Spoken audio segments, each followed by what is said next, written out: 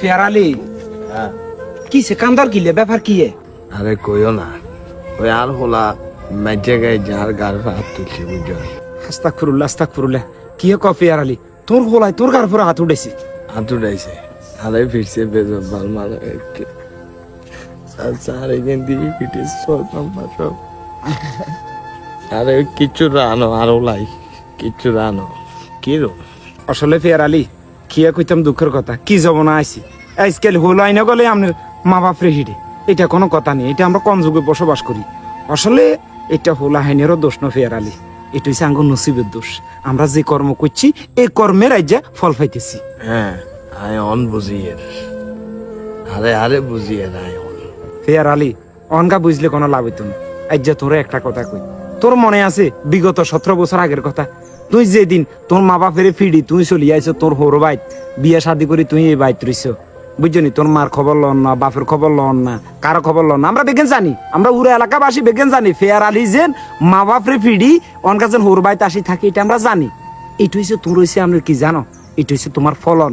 তুমি যে রোপণ করছো সেটার ফল এখন করা তুমি পাইতেছো। তোমার এই যে একটা কথা বলি ফেয়ার আলী, তুমি যদি তোমার মা বাপের যদি না ফিটতে এই যে তোমার ছেলে সন্তান তোমার কিন্তু ফিটতো না। এটা হচ্ছে তোমার কি ফাফের ফল আর অন্য কিচ্ছু না।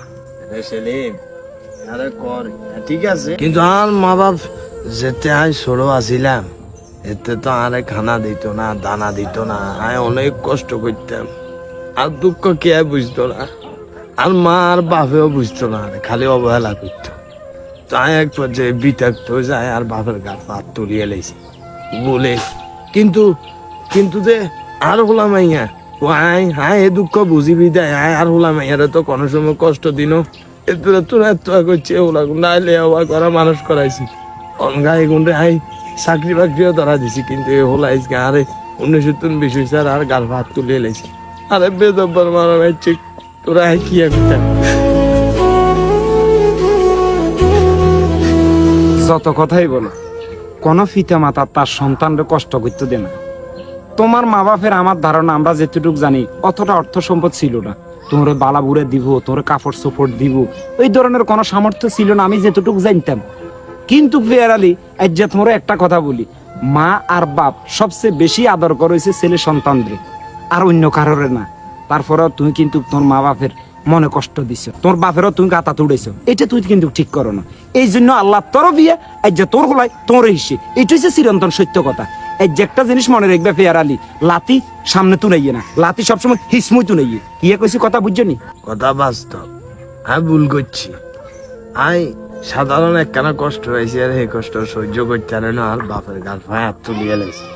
আর আল্লাহ আরে সেম স্টাইলে আবার ওই সময় আইসে আর হল আজকে আরে ফিরছে আর হল আর গাল হাত তুলিয়ে লেছে। আমি ভুল করছি, এটা আল্লাহর একটা লীলা খেলা। কে গো কারে গিয়া আচ্ছা ঠিক আছে, হাই সামনে যাই আর কেন জানাম নেই। আচ্ছা আচ্ছা আসসালামু আলাইকুম। ওয়ালাইকুম সালাম। আচ্ছা আসলে একটা জিনিস হচ্ছে আপনারা কি বুঝছেন জানি না, আজকে একটা কথা হচ্ছে কি জানেন, যারা আজকে আপনার পিতা মাতাকে যেরকম বৃদ্ধাশ্রমে পাঠাইতেছেন, যেরকম মা বাপের গায়ের উপরে আপনারা হাত উঠাইতেছেন, আসলে এটা কিন্তু আপনাদের জন্য কিন্তু ভবিষ্যতে এটা কিন্তু ফাউনা হিসেবে আপনারা রয়ে গেলেন।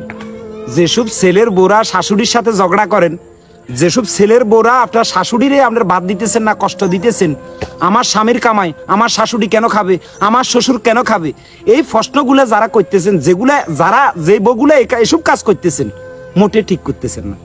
আজকে একটা কথা বলি, আজকে যেই কাজ আপনারা আপনার শ্বশুর শাশুড়ির সাথে করতেছেন, আপনার পিতামাতার সাথে করতেছেন, আপনার ভাই বোনদের সাথে করতেছেন, ঠিক একদিন দেখবেন এই কাজের ফাস্তিত্ব আপনাকে করতে হবে।